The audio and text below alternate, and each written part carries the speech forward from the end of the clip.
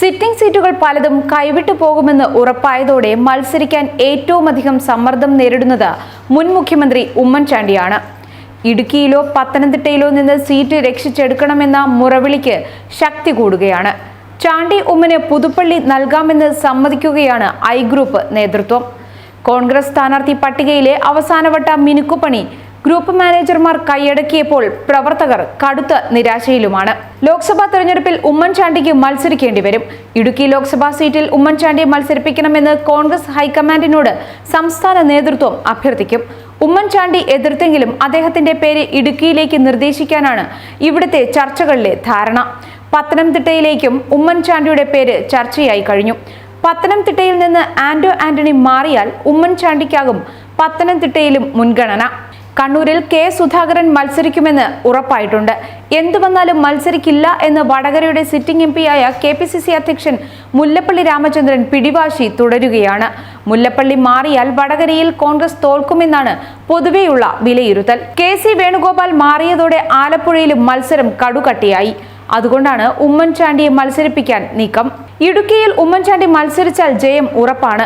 ഇതിലൂടെ പുതുപ്പള്ളിയിൽ നിയമസഭാ ഉപതെരഞ്ഞെടുപ്പ് വരും. ഈ സമയം ഉമ്മൻചാണ്ടിയുടെ മകൻ ചാണ്ടി ഉമ്മനെ സ്ഥാനാർത്ഥിയാക്കാമെന്ന് ഐ ഗ്രൂപ്പും ഉറപ്പു നൽകിയിട്ടുണ്ട്.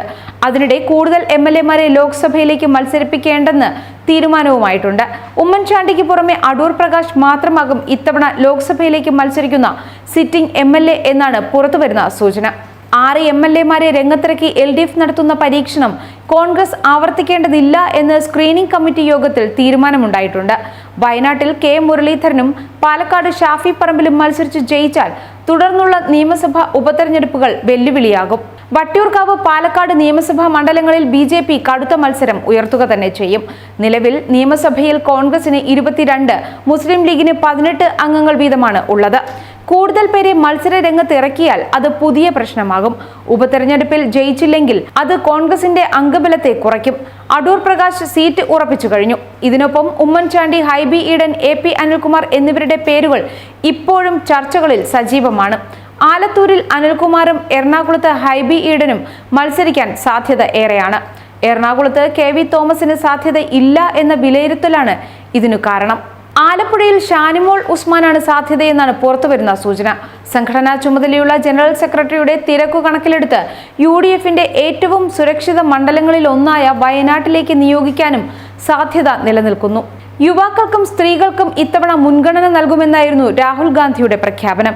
എന്നാൽ അതൊന്നും ഇത്തവണയും നടക്കുന്നില്ല.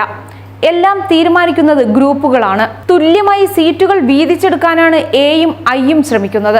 ഇത് അണികളെ അലോസരപ്പെടുത്തുന്നുമുണ്ട്. ജയിക്കുമെന്ന് ഉറപ്പില്ലാത്ത സീറ്റുകൾ നേതാക്കൾ ഒഴിവാക്കുന്നതും കോൺഗ്രസിനെ വെട്ടിലാക്കുന്നു. ഇതെല്ലാം ഹൈക്കമാൻഡിന്റെ ശ്രദ്ധയിൽപ്പെടുത്താൻ യുവ നേതാക്കളും ശ്രമിക്കുന്നുണ്ട്.